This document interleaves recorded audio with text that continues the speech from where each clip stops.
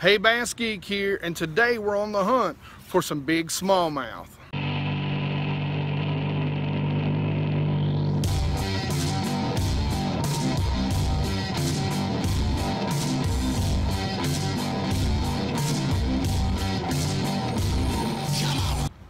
So we're on a lake today that I've only fished a handful of times, and this is only the second time I've ever fished this lake in the fall.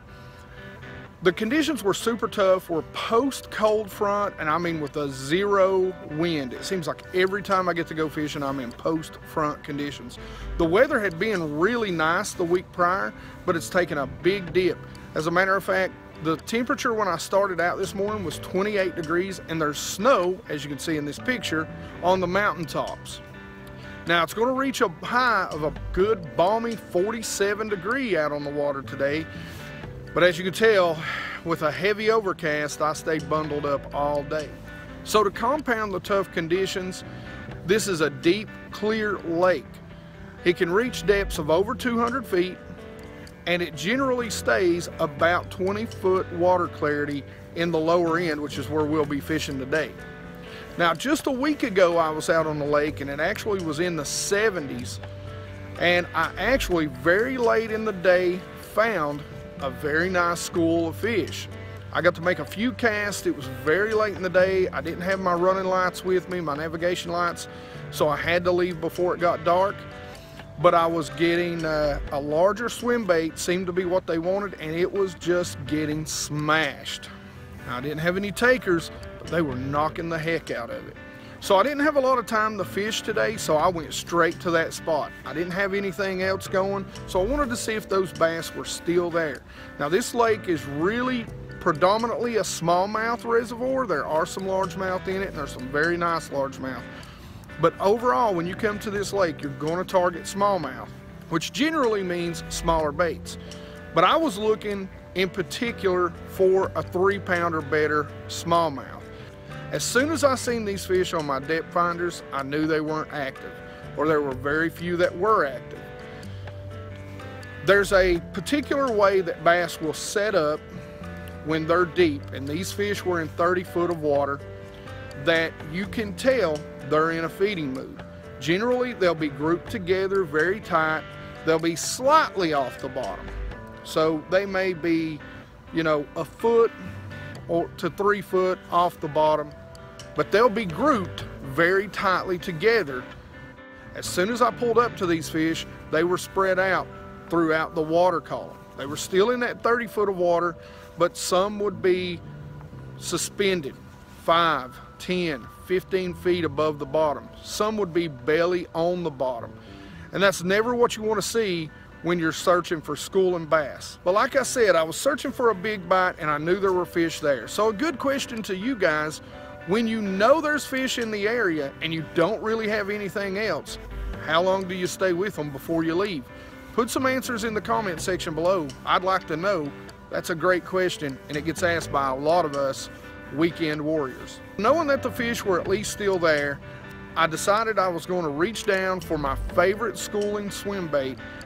The great thing about a swim bait when a school is scattered throughout the water column is you can fish it at different depths.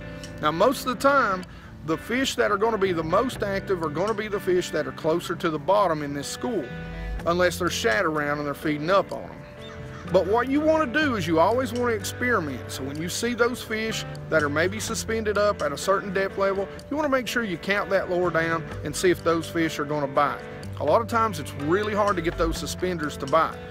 So I fished it at several different depth levels, and as soon as I started slow rolling that fish on the bottom, it was almost immediate that I start getting some small pecks. I even had one almost tear the tail off my first swim bait. So I made several passes at this school, and I threw actually a few different lures to see if I could get them to begin to get active. But the only thing they'd want to bite was that 5.5-inch swim bait. I threw smaller swim baits, everything from a 4.5, a 3.5. I threw a lot of different size swim baits. I threw hair jigs, but the only thing they seemed to want was that particular 5.5-inch Shadalicious.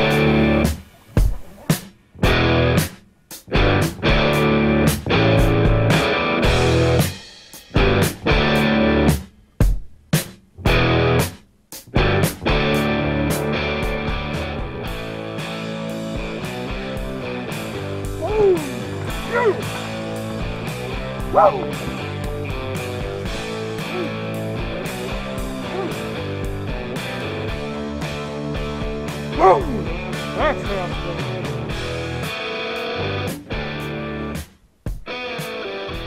So that was the only fish I caught during this day. Like I said, I was really out looking for the bigger smallmouth in this school, hoping that there was some bigger smallmouth in this school. And I really didn't have a lot of time to fish, so I decided I was going to focus primarily on this school and seeing if I could get them to bite. As always, guys, questions and comments in the comment section. You know I love to answer your questions and just interact with you guys. Like it if you like it, and don't forget to subscribe if you haven't already. You guys rock.